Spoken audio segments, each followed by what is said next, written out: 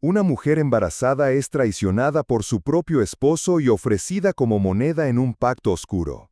Caetan, guerrero temido y sin escrúpulos, no dudó en sacrificarla por poder. Pero Elijah, un solitario marcado por la guerra, tomó una decisión que cambió el curso de todos. Y solo escuchen cómo ese gesto silencioso rompió el ciclo de violencia y dio lugar a una justicia inesperada. La ventisca golpeaba los pinos con una furia que solo conocen las cumbres del Colorado a finales de invierno. El sol, apenas una mancha blanca entre las nubes, no ofrecía consuelo alguno.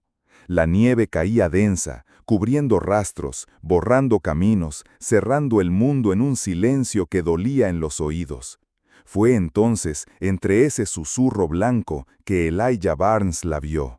Estaba tendida junto al arroyo helado, medio sepultada en la escarcha, como si la montaña intentara tragarla sin dejar rastro.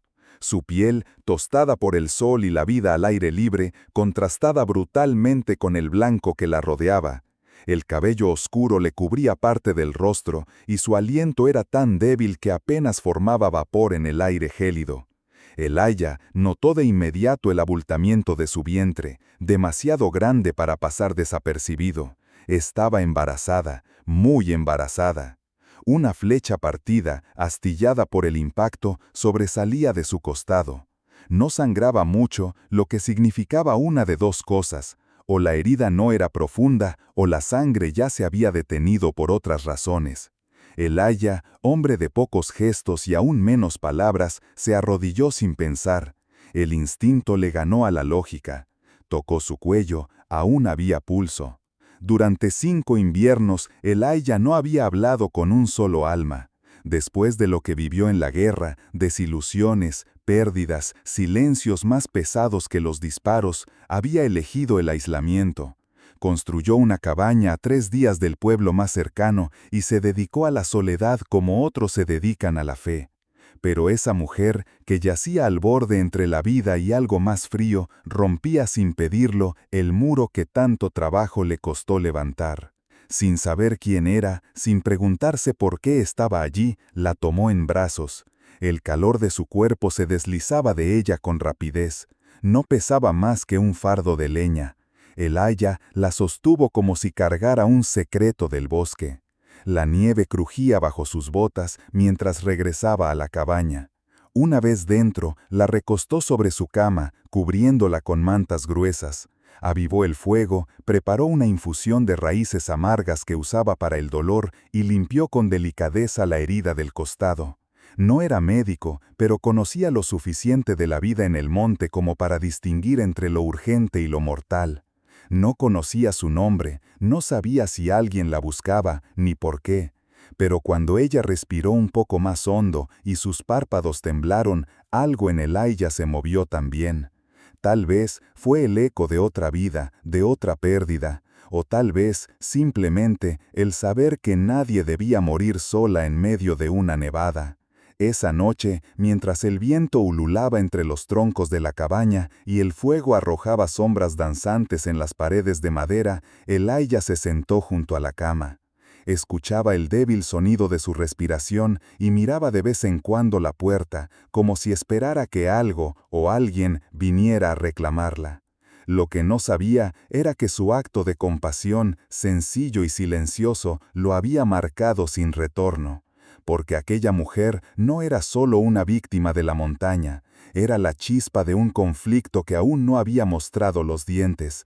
Y desde esa noche, el lobo de la guerra, que Elijah creyó haber dejado atrás, comenzaba a olfatear su rastro de nuevo. El tercer día, Tiba abrió los ojos.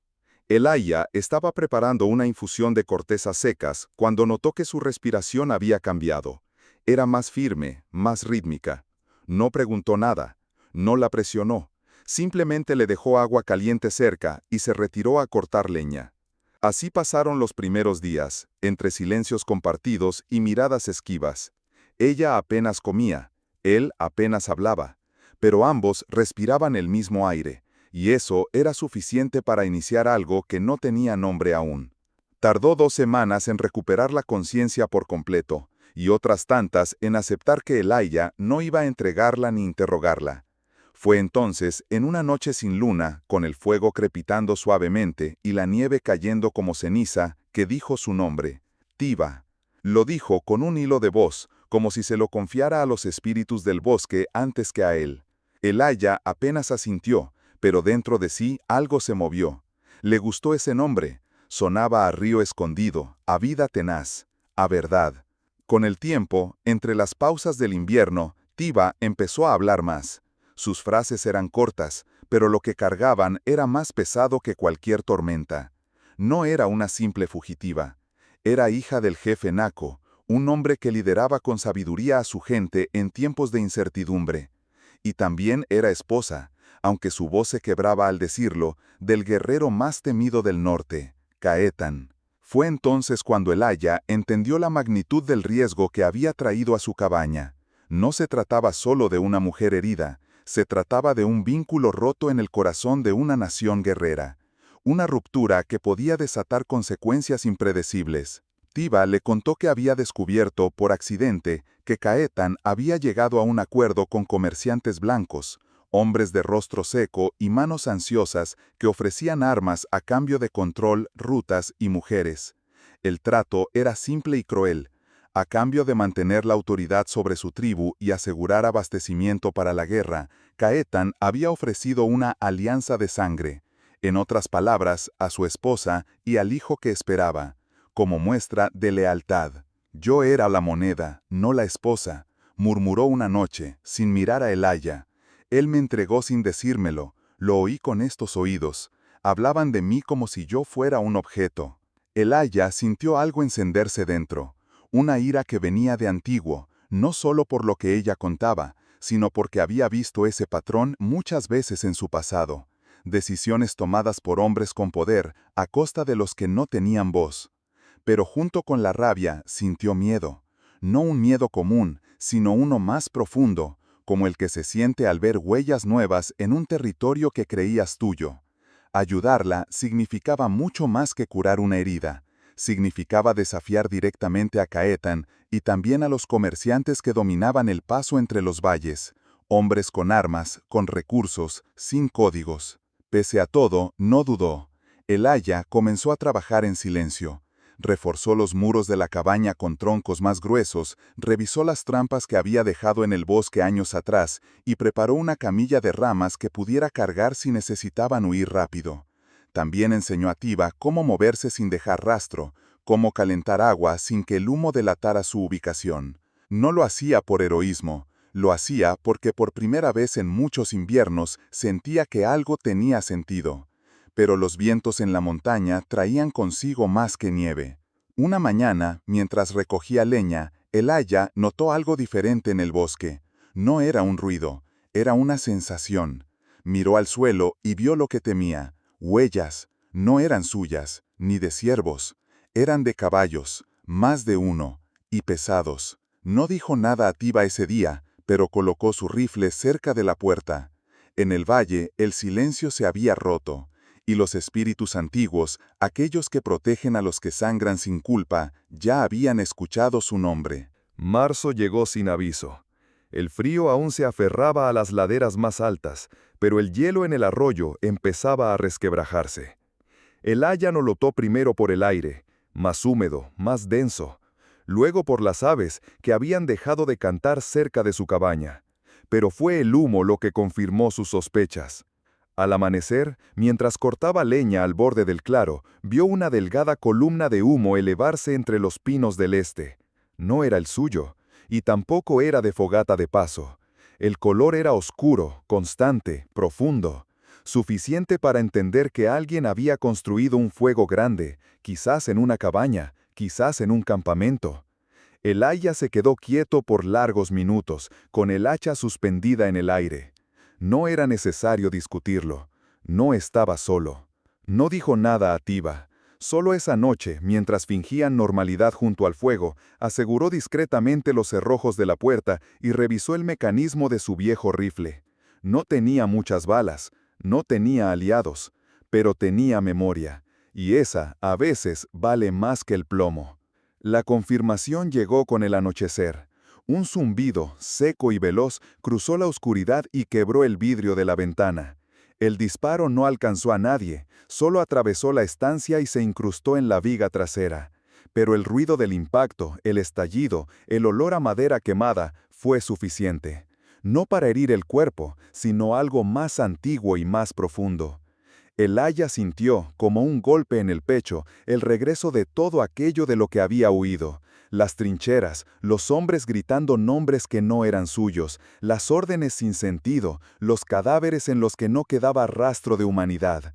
El pasado no siempre vuelve con palabras, a veces regresa en forma de bala. No tuvo dudas, sabía quiénes estaban allí, reconocía sus pasos aunque no los viera. No era solo Keitan, era también Alan Reed y los suyos, hombres que decían actuar por negocios, pero que no dudaban en cruzar cualquier línea para controlar rutas, recursos y silencios. Elijah había compartido campamento con ellos en su juventud, había cabalgado a su lado, había creído, durante un tiempo, que luchaban por algo justo, hasta que vio cómo los acuerdos se firmaban sobre pieles ajenas y cómo las promesas se vendían más rápido que un fusil en invierno. Keitan llegó 2 días después, a caballo, flanqueado por 6 hombres bien armados. No necesitaban ocultarse, su mensaje no era secreto, era un mensaje hecho para ser visto, para sembrar miedo. Tiva lo vio desde la ventana, su rostro se congeló, no por sorpresa, sino por algo más triste, el reconocimiento de que el pasado no perdona ni se cansa de buscar. Elijah salió solo, sin mostrar arma. Keitan no pidió nada, no rogó, no argumentó, lo dijo como quien lee un veredicto. Ese niño llevará mi sangre, será jefe, no necesita madre, para aprender a usar un arma solo necesita mi nombre. Tiva, detrás de la cortina, no lloró con ruido, solo dejó que una lágrima se deslizara hasta su mentón y luego desapareciera en el borde de su bufanda de lana. Elijah no respondió, no lo insultó, no lo desafió, solo volvió a entrar a la cabaña, abrió la alacena donde guardaba su munición y con manos firmes pero silenciosas cargó el rifle. Revisó el seguro, lo apoyó junto a la puerta y se sentó. Miró a Tiva por un largo momento. Ella desvió la vista. Ya no eran 2 almas perdidas en una montaña, ya no estaban escondidos del mundo. El mundo había llegado hasta ellos, montado a caballo y armado con leyes propias. Y con ese disparo, con esa amenaza fría disfrazada de derecho, la paz que Elijah había cultivado por años se convirtió en un recuerdo lejano. El humo en la nieve ya no era señal de vida, era señal de guerra. El bosque no gritó, no rugió, no avisó, solo se preparó, en su silencio ancestral, para un juicio que no sería visto por nadie, salvo los árboles. Elijah ya lo sabía, cuando el conflicto se arrastra por días, la resolución llega de golpe. Al amanecer, mientras la escarcha aún cubría las ramas bajas y el aliento salía blanco de la boca, se escucharon los primeros pasos. Caballos, hombres, pesados, impacientes, con la seguridad de quienes se creen dueños del terreno. Pero el terreno no era suyo. Elijah había vivido en esa montaña lo suficiente como para conocer sus secretos. Cada piedra suelta, cada desnivel, cada sombra del mediodía. Años atrás, cuando aún temía que otros hombres lo siguieran tras la guerra, había instalado trampas para osos alrededor de su cabaña. No por paranoia, sino por precaución. Y ese día, esas viejas trampas volvieron a respirar. El primero cayó al intentar rodear por el norte. Una fosa profunda, cubierta de ramas y nieve, lo tragó con un crujido que se perdió entre el viento. El segundo, más ágil, tropezó con un lazo camuflado entre raíces y fue arrastrado con fuerza hacia un árbol que lo detuvo de forma brutal. Elijah no celebró, solo esperó. No se trataba de ganar, se trataba de resistir.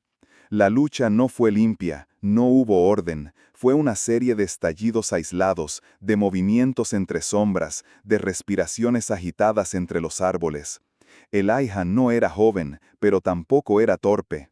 Se movía como un ciervo herido, con la urgencia de quien sabe que no hay segunda oportunidad.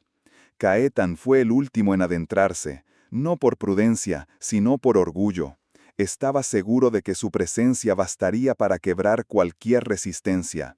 Montaba un caballo oscuro, con la lanza al hombro y los ojos encendidos por una furia silenciosa. Pero el bosque no obedece jerarquías humanas. Elijah lo observó desde la altura de una roca, esperó a que cruzara el arroyo y con una cuerda empapada en resina húmeda activó el mecanismo oculto. La trampa se cerró como un suspiro. Las raíces atraparon la pierna de Caetan y lo lanzaron al suelo, inmovilizándolo entre barro y ramas. Elijah descendió con cuidado. Tenía el rifle en las manos, cargado. Apuntó a Caetan sin una palabra. Por dentro, sentía una calma extraña, dura como piedra. No era odio lo que lo guiaba, era algo más claro, necesidad de terminar lo que había comenzado. Caetan lo miró sin temor. Sabía que podía morir, pero también sabía, o creía saber, que el otro no dispararía. Y entonces, Tiva apareció. Salió del claro con paso firme, descalza, envuelta en una manta tejida, el recién nacido en brazos. Su rostro no mostraba miedo, sino una tristeza profunda, antigua, que ya no buscaba venganza. Elijah no se movió. El cañón del rifle seguía apuntando, pero su dedo no apretaba el gatillo. Tiva caminó hasta situarse entre los dos. El niño dormía contra su pecho, ajeno al peso del momento. Entonces, sin levantar la voz, dijo: «Matarlo es repetirlo». «¿Qué?», preguntó Elijah, sin bajar el arma. «Repetir la cadena, el miedo, la sangre, el desprecio. Si lo matas, él no pierde, nos arrastra con él». Elijah respiró hondo, miró a Caetan, atrapado, sucio, vencido. Lo que antes parecía un titán, ahora no era más que un hombre cansado, incapaz de levantarse por sí solo. Miró al niño, a sus ojos cerrados, a su respiración tranquila. Y entonces bajó el rifle. No por debilidad, no por compasión, sino por elección, porque entendió que la verdadera victoria no estaba en aplastar al enemigo, sino en no dejar que él dictara cómo terminar la historia. Liberaron a Caetan al amanecer siguiente. Le dejaron un caballo sin armas. No dijeron una palabra más. Él no los miró al marcharse. El juicio del bosque había terminado, y los árboles, testigos mudos, conservarían el recuerdo de una batalla que no ganó la violencia, sino la voluntad de romper el ciclo. El verano llegó como una bendición tímida, sin estruendos. Primero se derritió la escarcha entre las raíces. Luego brotaron flores silvestres en los claros que antes parecían dormidos. Finalmente, las aves, que meses atrás callaban ante el peligro, regresaron con sus cantos. La montaña, en su forma más antigua y sabia, parecía decir que todo lo que debía quebrarse ya se quebró. La cabaña de Elijah, que durante años había sido refugio de un hombre que solo quería olvidar, comenzó a transformarse sin que nadie lo planeara. Tiva, con manos pacientes, limpió los alrededores y sembró maíz en el claro más cercano. Elijah construyó una cuna de madera de abeto, tallada con sencillez pero firme. Los días ya no estaban marcados por la vigilancia ni por el miedo, sino por los pequeños ritos de lo cotidiano: preparar agua, revisar el techo, mirar al niño dormir. Isaac fue el nombre que eligieron. No tenía herencia directa en ninguno de los dos, pero sonaba fuerte, limpio, nuevo, como la vida que comenzaban juntos. Isaac crecía sano, con ojos oscuros como la tierra mojada y cabello cobrizo que brillaba al sol. Lloraba poco, observaba mucho. Tiva solía salir con él al amanecer. Lo envolvía con una manta tejida por ella misma y lo llevaba al mismo arroyo donde una vez estuvo al borde de la muerte. Allí recogía flores y cantaba en su lengua, no para ser entendida, sino para que la montaña recordara que su voz aún existía. Elijah, por su parte, hablaba más que antes, aunque seguía prefiriendo el silencio. Pero ahora su silencio tenía otra textura. No era una muralla, era un espacio donde la paz podía crecer. En el valle empezaron a circular rumores. Hablaban de un hombre de las montañas que había protegido a una mujer comanche, desafiando tanto a los suyos como a los de ella. Algunos lo tachaban de traidor. Decían que había olvidado su bandera, su gente, sus alianzas. Pero otros, los más viejos, los que conocían las grietas del mundo, lo llamaban por otro nombre, leyenda. Nadie se atrevía a subir, y Elijah, por primera vez en muchos años, no necesitaba cerrar la puerta con llave. Una mañana, mientras el sol filtraba su luz tibia entre los árboles y Tiva recogía flores amarillas en la ribera, Elijah tomó una tabla de roble que había guardado desde el invierno y la apoyó sobre la mesa de trabajo. Con una navaja fina comenzó a tallar. Cada corte era medido, lento, respetuoso. No era un nombre ni una advertencia, era una palabra que resumía todo lo que habían ganado, lo que habían perdido y lo que habían decidido no repetir. Libertad. La talló sin adornos, simple, profunda. No lo hizo por orgullo ni para que otros la vieran, lo hizo por ella, por Isaac, por lo que él mismo se había permitido sentir al abrir las puertas de su refugio para alguien más. Porque entendía, finalmente, que a veces el gesto más revolucionario no es alzar un arma, sino ofrecer un techo. No es destruir, sino proteger. No es la furia, sino el cuidado. La cabaña, que una vez fue testigo de frío, de sangre, de pasos vigilantes, ahora respiraba algo diferente. Un aroma a pan reciente, a madera recién cortada, a promesa cumplida. Y allí, en el corazón de un bosque que había visto demasiado, floreció algo que durante mucho tiempo no había tenido lugar en sus senderos ni en sus árboles altos: la paz. No como ausencia de conflicto, sino como elección, como semilla sembrada a mano, como destino que no se impone, sino que se construye. Porque al final, entre la nieve que cae y el sol que vuelve a salir, eso es lo que queda, lo que uno decide preservar.